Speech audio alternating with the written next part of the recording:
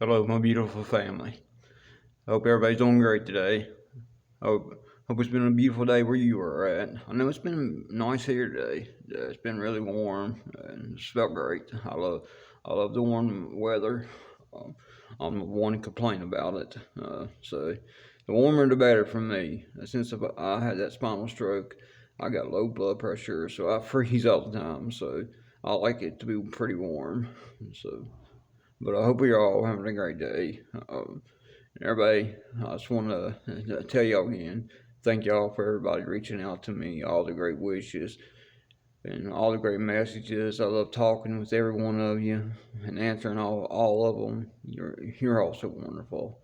God's blessed me so much with such a beautiful family, and I truly do love every one of you. If I could do anything to talk with you, to help you with anything, to walk you through a problem, please reach out to me. I'll be more than happy to do whatever I could to help you. All right. Well, today I want to go back in time a little bit and tell y'all a story. After my dad passed away, and we had to start in the public school. Right when I was coming up, like I told you, we had to switch over to a different school. And right when we was coming into that school, they were starting to go on what was called the Richmond trip.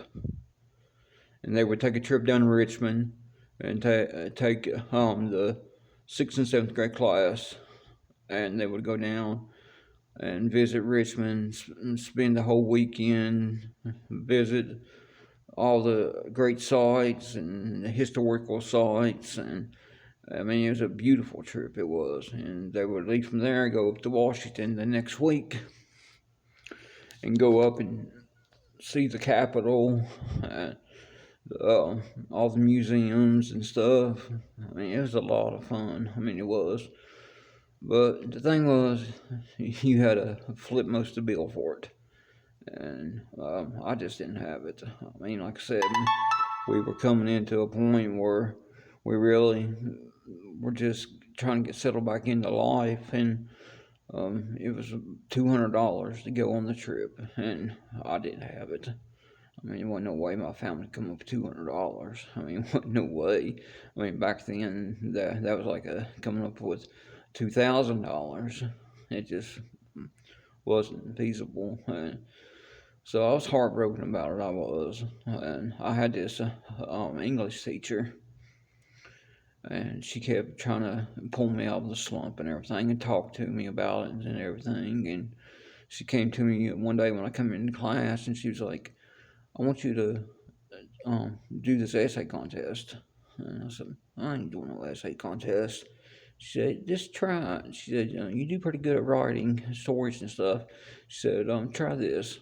And so I don't want to really. She said, "Please, for me, just try it."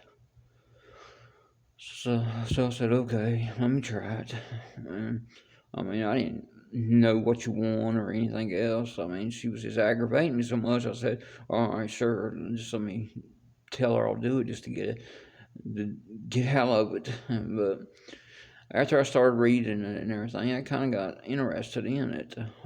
It wanted you to tell about addiction in your family, and I knew all about that. I mean, with my dad being an alcoholic, and all my other families were addicted to prescription medications and stuff. That was right up my alley. I knew just about anything there was. I mean, even being young, I shouldn't have had, but I did. So I sat down and I wrote out my story about how my dad was an alcoholic and how he beat my mom and mistreated us and how he passed away and how all my family members had passed away from drugs, and if they wasn't passed away, they was in a mental institute or locked up somewhere. And I spent I spent a couple of days writing it and stuff, and I turned it back in, and the teacher read it, and after class, and she hollered for me to stay after class, and when I came up, she's hugged me and was crying. It's like that was amazing. It was. She said, "I'm definitely turning that in." And I was like, okay, thank you. I mean, I wasn't really thinking about nothing. I was honored that she thought so much of me. It touched her like that. It did. But the Richmond trip was coming up. It was about 2 weeks away, and everybody was preparing for it, and everybody was so excited, except for me, of course. But I still was so excited for everybody else. I wanted to bring nobody else down. I mean, they were all talking about who they was going to room with and what they was going to do on the nights at the motel, and this person was going to sneak out with this person. They was going to do this, do that. You know how teenagers are, more getting ready to be teenagers.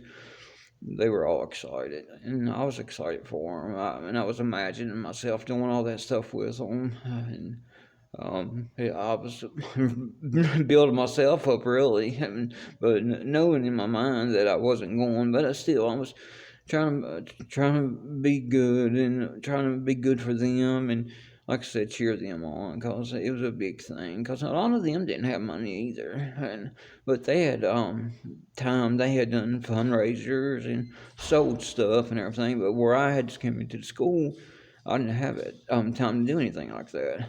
But needless to say, about 4 or 5 days later, I was at the house and there was a knock at the door, and my mom went and opened the door, and she hollered for me to come to the house. And when I came to there, my teacher was standing there, and she said, "I need to talk to you." And I was like, "Oh God, what's going on?" I was like, "Teacher coming to the house. This can't be good." And she said, "Yeah." I said, "Calm down now, calm down." She said, "It's nothing bad. It's something good." And I was like, "Oh, thank God." She said, "We just got the results back from the essay contest." And she said, "You won first place between 10,000 essays in the um, Virginia Drug Free Bill of Rights contest." And I was like, "Bull, get out of here." And she's like, "No, seriously, you won." I was like, "Really?" And she's like, "Yeah, really." I was like, "Oh my God." I was blown away. Just winning that. I didn't know anything about what you won or anything. And she said, "Well, there's more to it." I said, "Well, what?" She said, "Well, you get a cash prize of $150. I was like, "Wow." That was great. And she said, "Not only that, you get a free trip to Richmond. And it's on the week of the Richmond trip. So you're going on the Richmond trip." I could just feel my heart hit the floor. It did. And I was so choked up, and I couldn't believe it. I knew that it was a miracle. My mom was bawling, even my sisters were crying. Because they knew how much I'd cried and wanted to go on that trip, and knew we didn't have the $200, and then here, just out of the blue, this miracle happened, and she showed up. So I knew right then that it was more to it than just me winning something.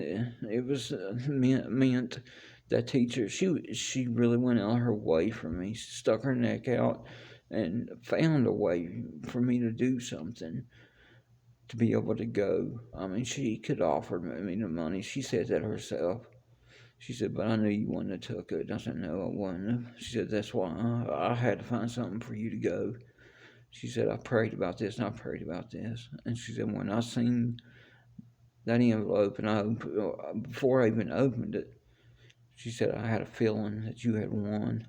And it was the most greatest thing ever. And my buddy, I called him and told him, I said that I got to go, and I probably could have heard him screaming from 2 miles away. He was so happy for me.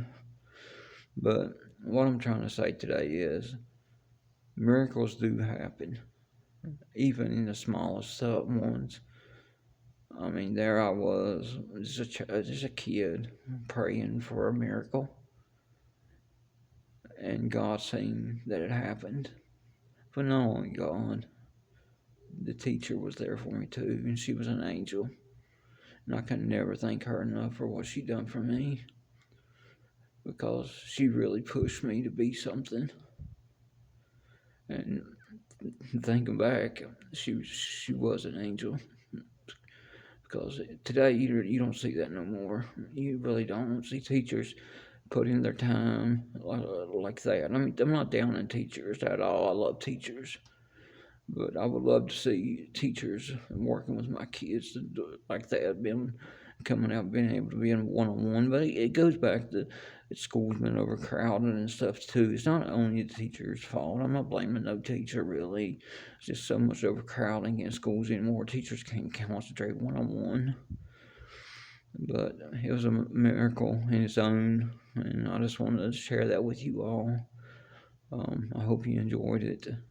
I love all of you. Hope you have a great night. Please keep reaching out to me. I love every one of you. Stay safe. Stay out of trouble. Don't get scammed.